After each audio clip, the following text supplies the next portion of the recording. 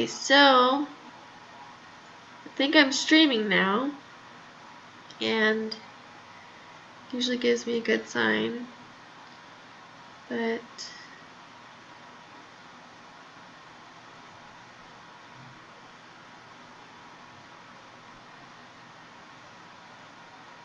don't know. And I'm on here to show you how to register for the National CRT Awareness webinar. And so I'll show you how to do that in just 1 minute, as soon as I make sure that I know what I'm doing here. And also, if any of my viewers pop on, and I'll tell you a couple of times throughout, I'm going to donate, or tag one of my viewers on a rock of one of the Placerville rocks, which are legendary. You can look it up on Facebook, Placerville Rocks, and you'll find that these are very well known around the world that encourage others. And she happens to be, the lady who paints these rocks happens to be my friend. And her name is Diane, and she gave me a couple of rocks to hand out to all of our friends. So this one says, my ability is stronger than my disability. And it's, of course, very beautiful and cutely painted. And it has on it, if found, please post to Facebook, Placerville Rocks, with a picture. Keep or rehide it. And I would like to get these to one of my viewers, or at least tag one of my viewers with their picture of their rock on Facebook. So watch this so that you can be tagged with this rock here. And let me see.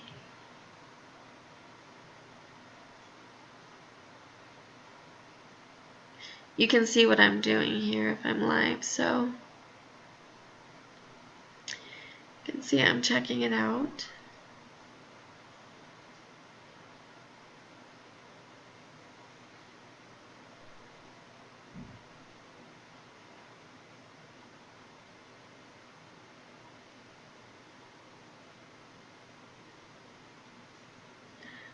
And I don't think I am streaming live, so it says I am. I am. Hi. Hi, everybody. Okay. Let's see.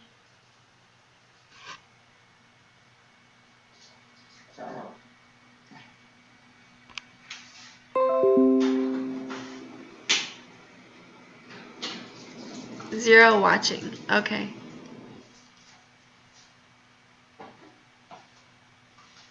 Oh, I hate those pop-ups. I am live. There's zero watching. I'm gonna get my rock.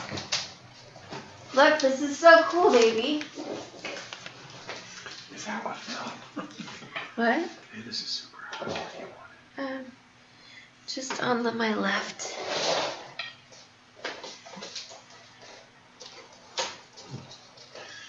Good afternoon, viewers. I'm just dropping off the tea. No one's watching. I'll tell people that I'm on.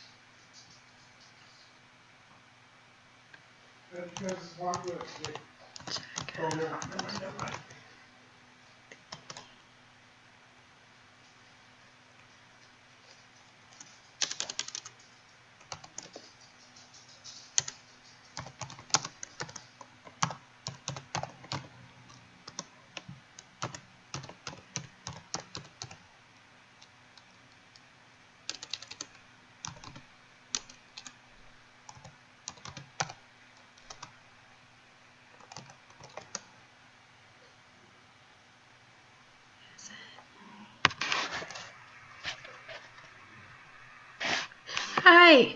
Uh-oh.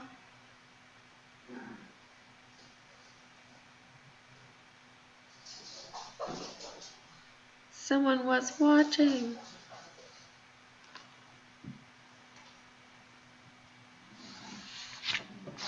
And they left.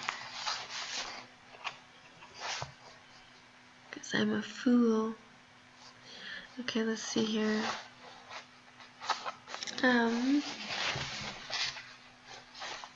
What was I looking for? The,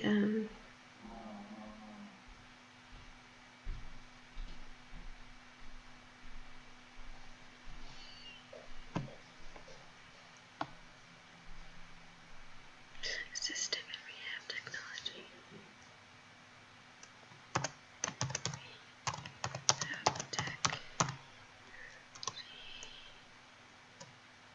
CRT Awareness. Webinar.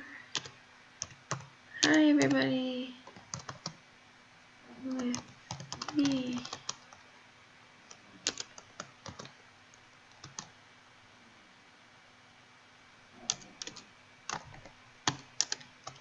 And get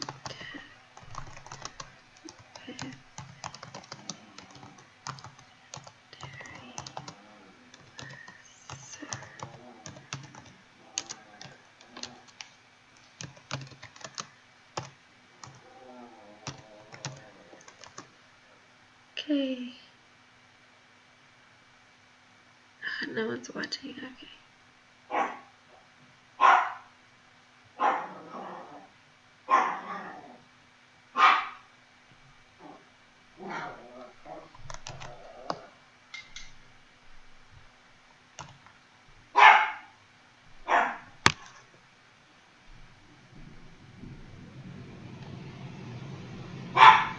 Good.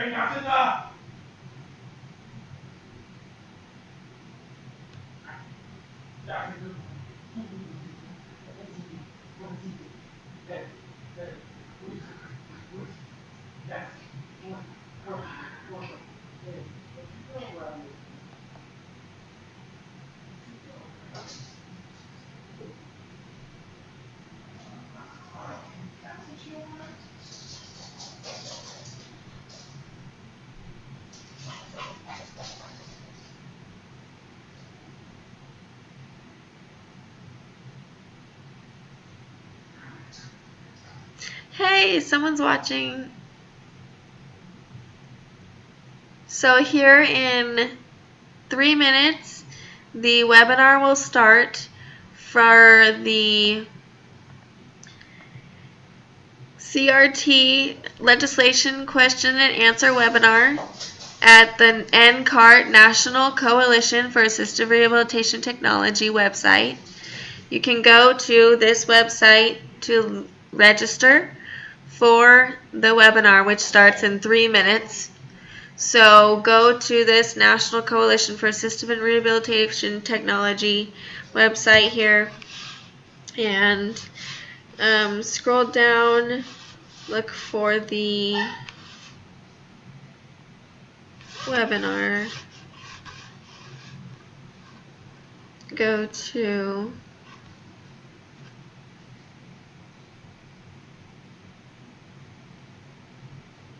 actually go to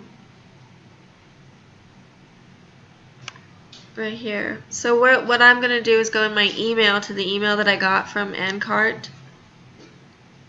Takes me to National CRT Awareness Week.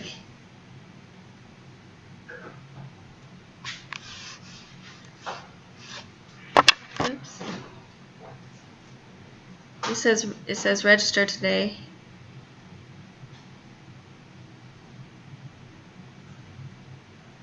And I don't know who's watching, but shout out to me because you could be tagged with a cute Placerville rock that says my ability is stronger than my disability. So you're going to want to register really quickly for this webinar because it's going to start soon, and I'm going to go ahead and get into it so that we can watch it.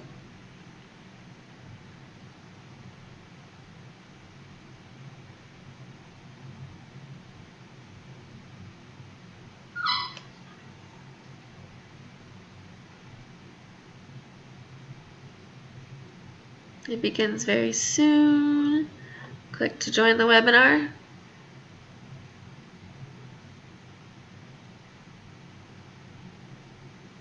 And I have my tea. I have lemon balm tea, which is good for anxiety and pain, because I have gone down almost off of Lyrica. So let me exit that. Go to webinar, opener to begin. Oh wait, did I exit it? Go.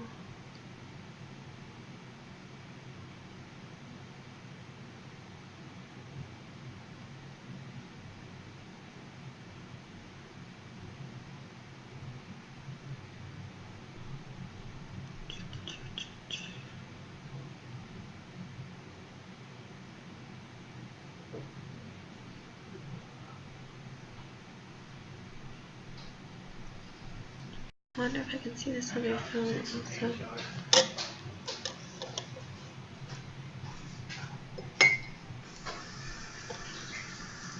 The meeting is starting, yay!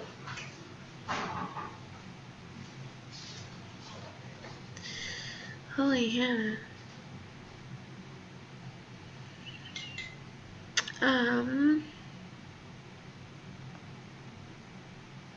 Welcome to the webinar. You have entered as an attendee in listen-only mode. Listen only.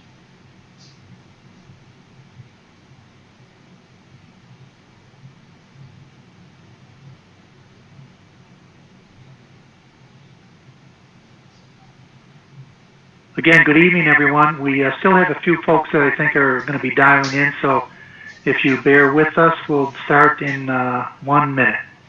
Thanks. Yay.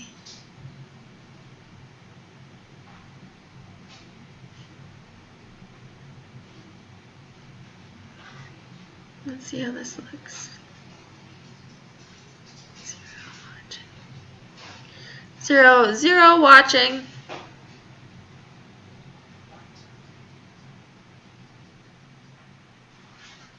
What's that, sweetie?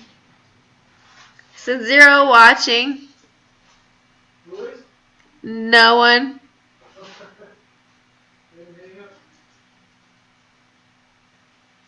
No, I'm going to show the whole webinar. Oh, I got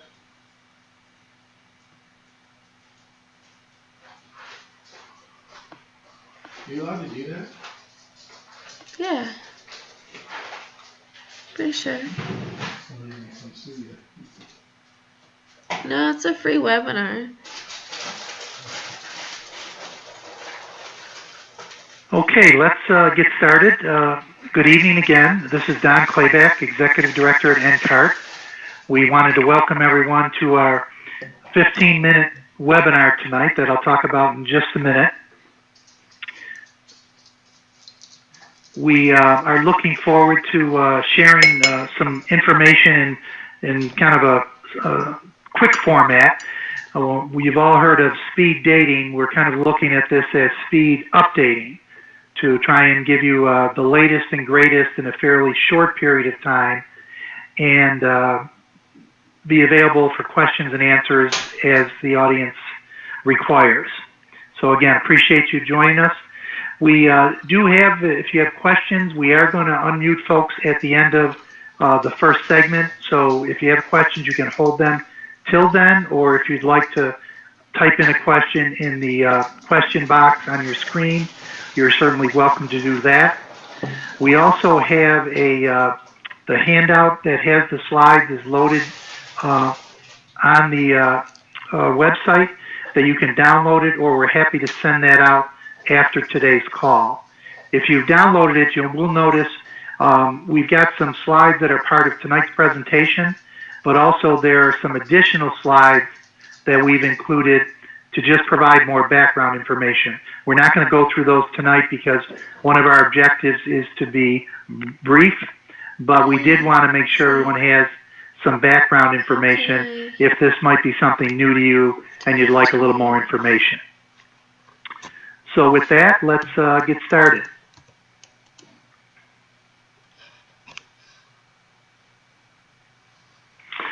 First, we wanted to recognize and thank everyone who is on the call, but also the rest of us that are available and have been working on advocacy on a regular basis.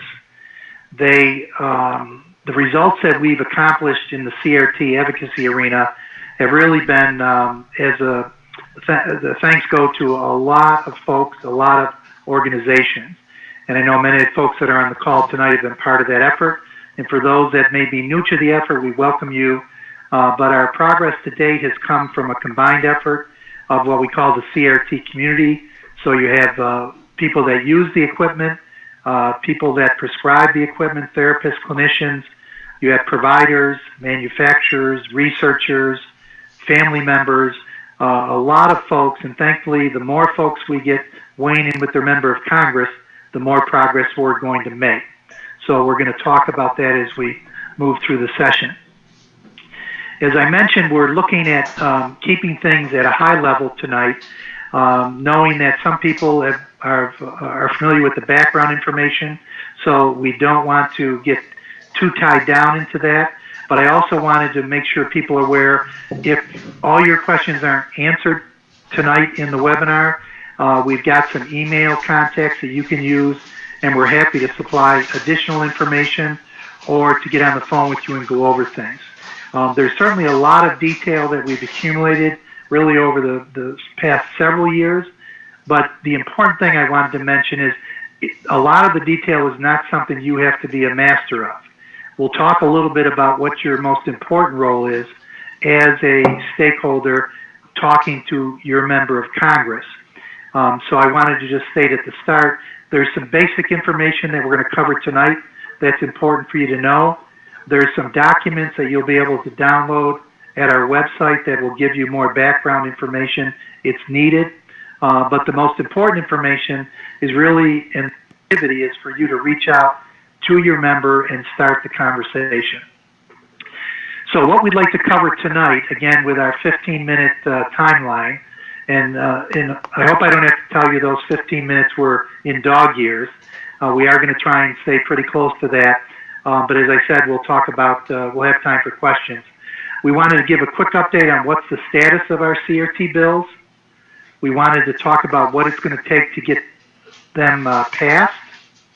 We're then going to talk most importantly of what we need our supporters to be doing.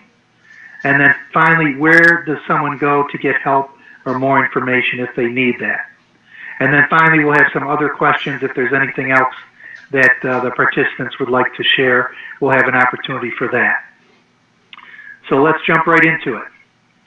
First thing is an overview is we really have two initiatives that we're working with Congress on, and we have been for, in some cases, many years. The first one, which is our short-term priority, is to pass legislation that will protect CRT manual wheelchairs.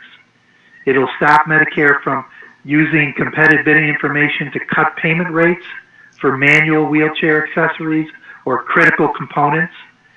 And it will also keep these complex items exempt from inclusion in Medicare's competitive bidding program. So that's priority one. Priority two is we're looking to pass a separate benefit category, get that legislation passed to separate complex rehab technology from standard durable medical equipment. As part of that, it'll result in better coverage, improvements in coding and standards, and really get us some very comprehensive changes that are needed to improve the current level of access and protect that going forward.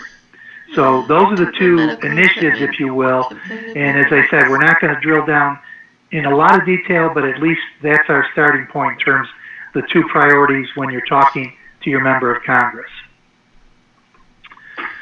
So let's talk about the CRT manual bill. There's two bills in Congress. We've got one in the House, CRT HR Complex Rehab 2293. Technology. That's led by Mr. Larson and Mr. Zeldin. And then we have our Senate bill, S1223, which is led by Senator Casey and Senator Portman. As you see, they're bipartisan, so we've got a member from each party taking the lead. And on the House bill, we've got already 69 co-sponsors. And we've also got a good mix of Democrats and Republicans. You can see we have 40 Democrats, 29 Republicans. The other thing that we wanted to share is we have 39 co-sponsors from last session of Congress that haven't signed on yet. And you'll be able to get those names. But that's important because, you know, if someone supported our bill last session of Congress and signed on as a co-sponsor, there really shouldn't be any reason they haven't signed on yet. And I would hazard a guess that the primary reason is because two factors. One, Congress is very busy this year, so it's hard to get their attention. And secondly, they may not have been contacted yet by a CRT stakeholder. And that's something that you all and others can resolve. The Senate bill, we're at 9 co-sponsors. Again, good bipartisan mix, 5 Republicans and 4 Democrats. And from last year, we have 15 senators that haven't signed on yet. And again, I would hazard a guess for the same reason, because the bills are, if not exact, they're very similar to what they were last year. So there really isn't any reason we shouldn't be able to get everybody from last year. And the good news is we picked up new co-sponsors that we didn't have last year. So positive developments, but definitely we've got some work ahead of us that we want to work on over the next 30 to 45 days. The important thing on our manual wheelchair bill is to share the report that language from our smaller bills has been included in 2 larger bills. And sometimes that is the way bills get passed, where small bills are never going to be voted on by themselves, but ideally they get incorporated into larger bills, and those larger bills are processed through Congress and eventually are voted on and passed. So the good news is, while we still have our 2 bills, and those need to remain to be your focus, these bills, the language has been included in larger bills that have been approved by the Ways and Means Committee and the Energy and Commerce Committee. And I'm not going to get into a lot of detail, except to say that it's very positive that bill closer to getting to the floor for a vote. Now, I say closer and not at the floor yet. And I'll talk a little bit about that in a minute. But the important thing is, no, we're making good progress here, but these bills both are primed for us being able to get additional co-sponsors as we move through the next month. And that will continue to send to Congress that there still is very strong support for these bills, and that's where the that's where the momentum will continue.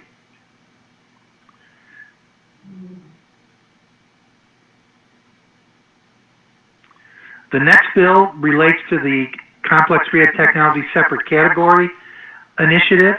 As you see on the screen, we've got a bill there, HR 2408.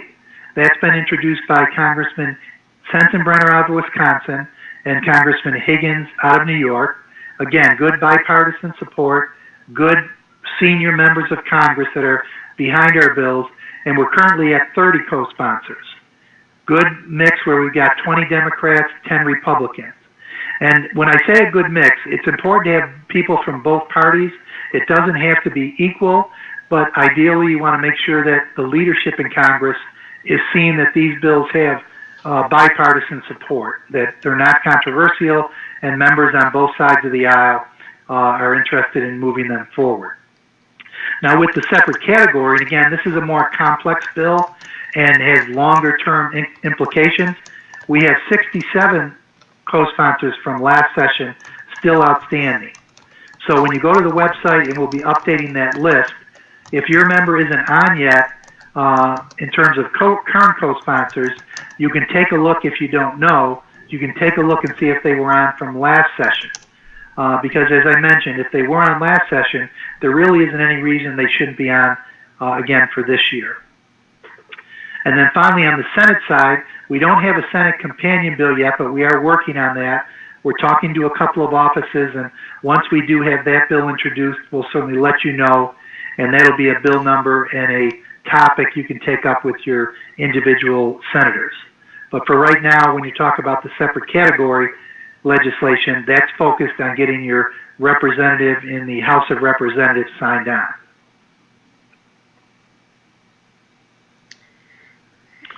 So the next big question is, what will it take to get these bills passed?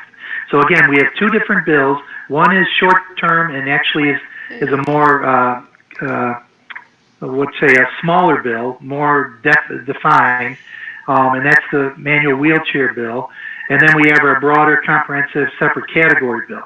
For both bills, what we need to focus on is getting more co-sponsors, and that's going to come from getting more advocates reaching out to Congress. We know we have thousands of people that are in the industry and thousands that use the equipment and that also are involved in the prescription of the equipment. We need to get more people reaching out to their members of Congress. As we've discussed, we have a very powerful story, and what we've seen time and time again is once you get your members' attention and invest the time to let them know what you're asking their support from, it usually is not that big a lift to get them to sign on. The challenge is finding the time and having the persistence to keep that conversation going with that staff person in your member's office.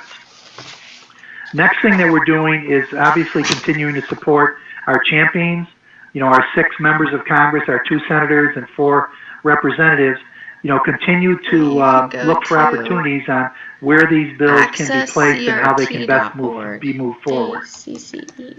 Finally, next is we'll continue to have targeted work with the committee staff, which is something that the industry government relations people are taking care of. And then lastly, we need members to let their leadership know that CRT legislation is a priority. So as you're talking to your members, once you get them to co-sponsor the bill, that's great, and we want to thank them for that. But you also need to let them know, can they make sure they let their leaders know that this bill is a priority for them? Because at the end of the day, the leaders in the House and Senate have significant control over what bills end up reaching the floor for a vote, and then obviously which bills are successful.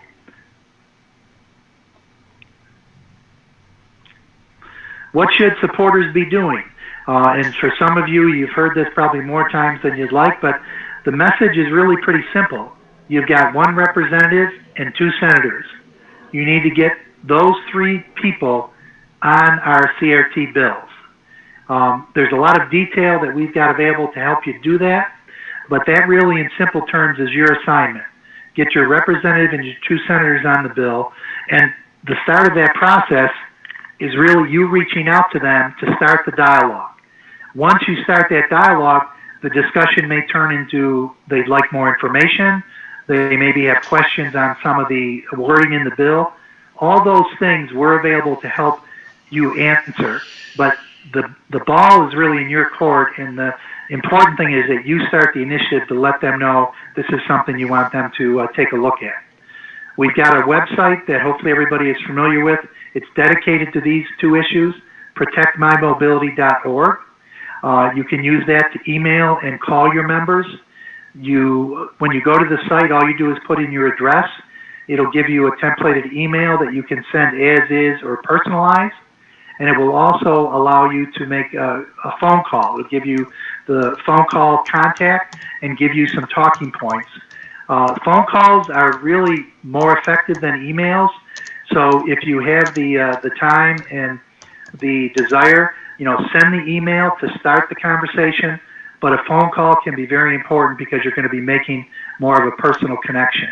And the emails and calls are how members gauge what's going on back in their district and if there's something they need to be paying attention to. Now, your members are on recess. Congress is out of session until September 9th.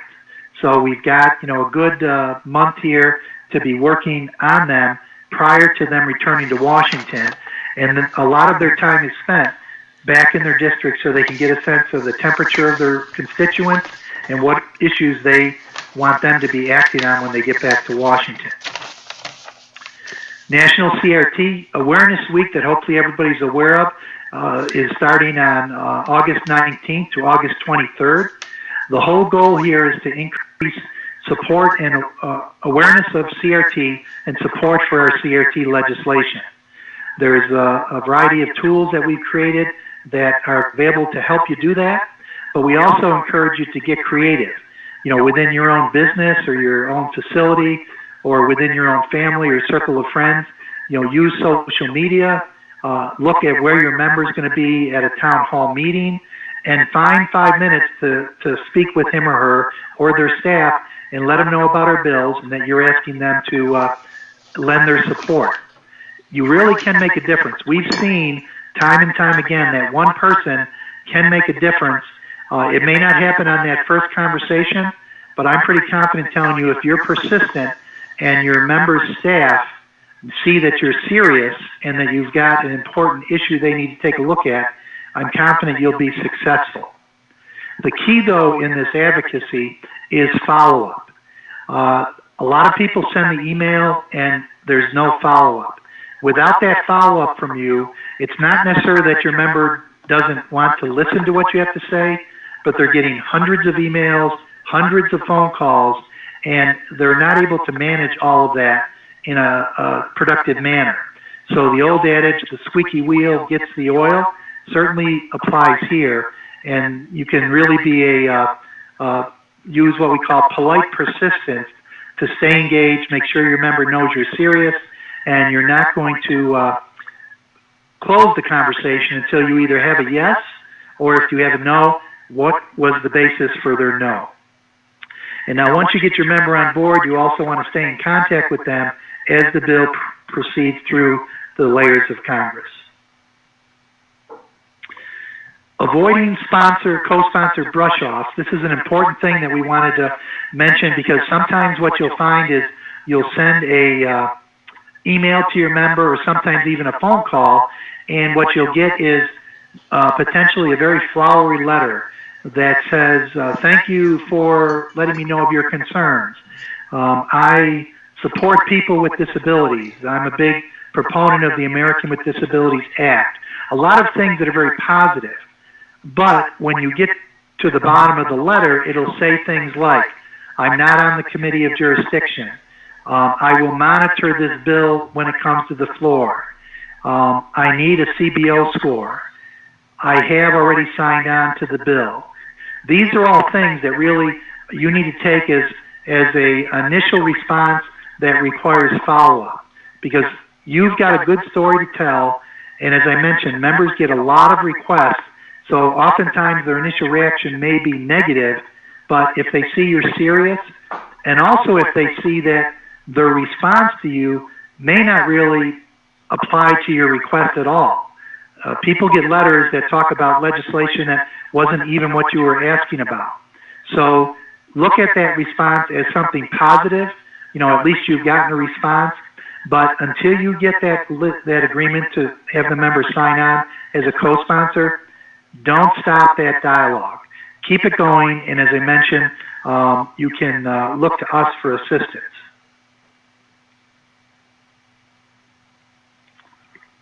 And then finally, where do you get help? What's available for you once you're making this outreach?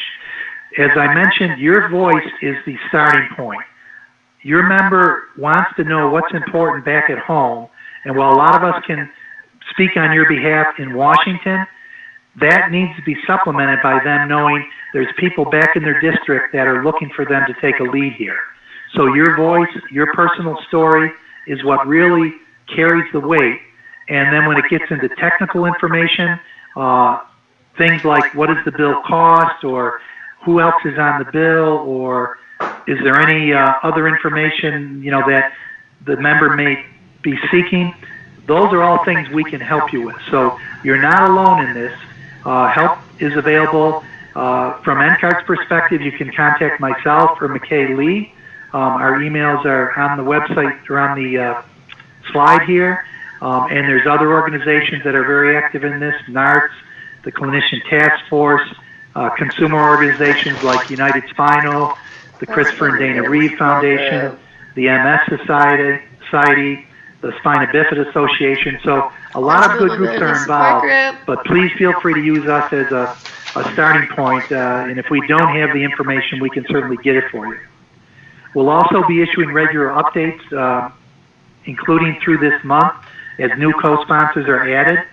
And if you want to make sure you're getting those updates, if you're not getting the NCART alerts currently, if you could go to one of our websites, accesstocrt.org, and sign up there.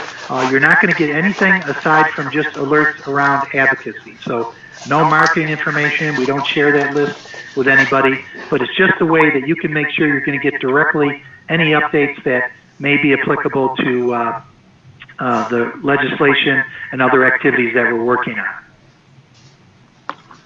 All right, so with that, that ends kind of the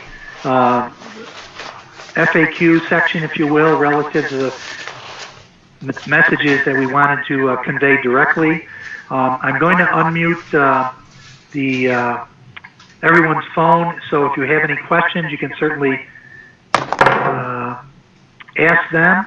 And as I said, if there's a question you have after the session, we've got our contact information that you can reach back out to us. And then we'll also be following up with you by sending the handout so that you'll have not only the slides that we just went over, but also the background material that might help you if you're relatively new to some of these topics. So let me just get to our dashboard here.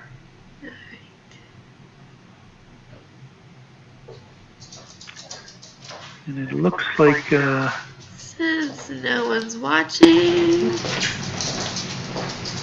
we can be done. Yeah, I'm muting some folks as we go through here. If you're not going to speak, if you wouldn't mind muting your phone just so we don't get background noise, that would be great. But if you have a question, if you want to speak up, or if you want to raise your hand in the question box, and I can make sure your phone line is open.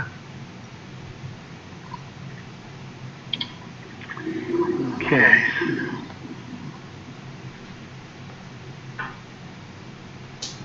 Bear with me, I have to scroll